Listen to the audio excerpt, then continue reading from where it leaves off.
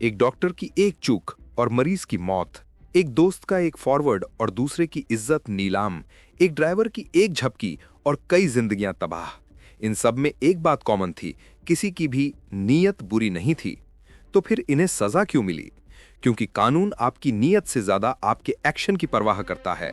आज हम कानून के उस सबसे बड़े सीक्रेट को डीकोड करेंगे जो आईपीसी की धारा 52 में छिपा है। ये वीडियो आपको वो एक लाइन बताएगा जो अच्छी नीयत और आपराधिक लापरवाही के बीच का फर्क तय करती है।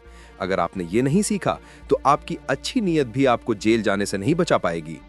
अगर आप सोचते हैं कि ये आपको डराने के लिए है तो आप गलत हैं। ये आपको जगाने के लिए है, क्योंकि जानकारी ही सबसे बड़ा बचाव है। इंडियन लॉ इन हिंदी में आपका स्वागत है। आगे बढ़ने से पहले साफ कर दूं कि ये वीडियो सिर्फ आपकी जागरूकता के लिए है। इसे कानूनी सलाह ना समझें। और इस वीडियो में बताई जाने वाली कहानियां पूरी तरह काल्पनिक हैं, लेकिन ये उन हजारों सच्ची घटनाओं पर आधारित हैं जो हमारे आसपास हर रोज होती हैं। इनका मकसद सिर्फ इस गहरे विषय को आपके दिल तक पहुंचाना है। तो आईपीसी की धारा 52 क्या कहती है? ये सिर्फ एक लाइन है, लेकिन इसमें पूरी कानून की किताब का सार छिपा है।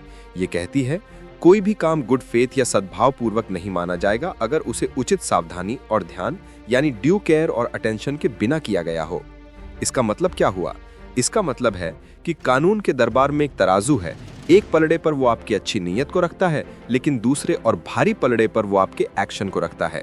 वो देखता है कि क्या आपने कोई भी काम करने से पहले एक जिम्मेदार इंसान की तरह सोचा, क्या आपने उसके अच्छे बुरे परिणाम का अंदाजा लगाया, क्या आपने अपनी पूरी बुद्धि और सावधानी का इस्तेमाल किया।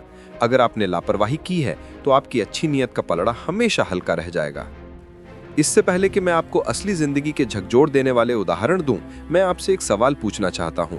नीचे कमेंट्स में बताइए, आपके हिसाब से अगर कोई दोस्त नशे में धुत दोस्त को गाड़ी चलाने से रोकता है, लेकिन रोकने में उसे हल्की चोट लग जाती है, तो क्या ये गुड फेथ है?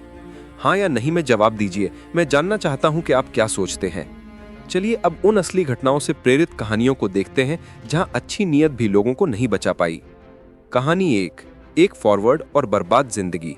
सुनीता एक हाउसवाइफ हैं। उनके व्हाट्सएप पर एक मैसेज आया कि एक लोकल रेस्टोरेंट के खाने में कीड़े मिले हैं। उन्हें लगा कि लोगों को सावधान करना चाहिए। अच्छी नीयत थी। उन्होंने बिना सोचे समझे उस मैसेज को अपने सभी ग्रुप्स में फॉरवर्ड कर दिया। बाद में पता चला कि ये एक झूठी अफवाह थी जो किसी दुश्मन ने फैलाई थी। उस रेस्टोरेंट का मालिक बर्बाद हो गया और उसने सुनीता पर मानहानि का केस कर दिया। सुनीता की अच्छी नीयत कोर्ट में काम नहीं आई, क्योंकि उसने उचित सावधानी नहीं बरती और सच जानने की कोशिश नहीं की। कहानी 2, एक मदद जो मौत बन गई। सड़क पर एक एक्सीडेंट हुआ। राहुल ने देखा कि एक व्यक्ति बुरी तरह घायल है। उसने मदद करने की सोची। अच्छी नीयत थी।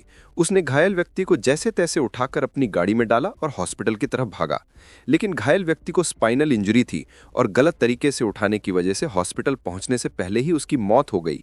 एक्सपर्ट्स ने बताया कि अगर उसे हिलाया न जाता तो वो बच सकता था। यहाँ राहुल की अच्छी नीयत उसे हत्या के आरोप से तो बचा लेगी, लेकिन लापरवाही से हुई मौत यानी कॉजिंग डेथ बाय नेग्लिजेंस के आरोप से नहीं बचा पाएगी, क्योंकि उसने बिना सोचे समझे एक्शन लिया। अगर इन कहानियों ने आपको सोचने पर मजबूर किया है तो रुकिए मत। इस वीडियो को अभी अपने व्हाट्सएप के पहले 3 ग्रुप्स में शेयर कीजिए, क्योंकि हो सकता है आपका एक शेयर किसी को ऐसी गलती करने से बचा ले। ये सिर्फ एक वीडियो नहीं, एक जागरूकता अभियान है और आप इसके सिपाही हैं। और हाँ, इस कोशिश के लिए एक लाइक तो बनता है। तो आईपीसी की धारा 52 आपको डराती नहीं, बल्कि आपको एक जिम्मेदार और शक्तिशाली नागरिक बनाती है। ये आपको सिखाती है कि अच्छा सोचना ही नहीं, बल्कि अच्छे से करना भी जरूरी है। ये उन डॉक्टरों, पुलिस वालों और ईमानदार लोगों को बचाती है जो अपना काम पूरी जिम्मेदारी से करते हैं। ये कानून का सुरक्षा कवच है, लेकिन सिर्फ उनके लिए जो सावधान हैं।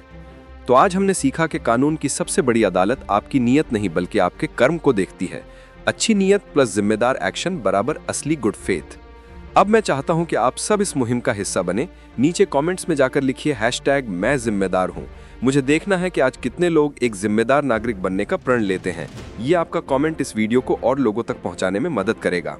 और जैसा कि मैंने वादा किया था, अगर आप जिम्मेदारी का ये पाठ सीख गए हैं तो आपके लिए अगला अध्याय और भी जरूरी है। स्क्रीन पर जो वीडियो दिख रहा है वो है आईपीसी की धारा 52A संचय यानी हार्बर पर। उस वीडियो पर अभी क्लिक कीजिए और जानिए कि कैसे आप अनजाने में किसी भगोड़े दोस्त या रिश्तेदार को एक रात के लिए पनाह देकर या 500 रुपए देकर एक गंभीर अपराधी बन सकते हैं। और पति पत्नी के मामले में ये कानून क्यों बदल जाता है, ये एक ऐसा सच है जो हर किसी को पता होना चाहिए। स्क्रीन पर दिख रहे वीडियो को दबाइए, मैं आपको वहीं मिलूंगा। और अगर अभी तक नहीं किया है तो सब्सक्राइब बटन दबाकर परिवार का हिस्सा बन जाइए।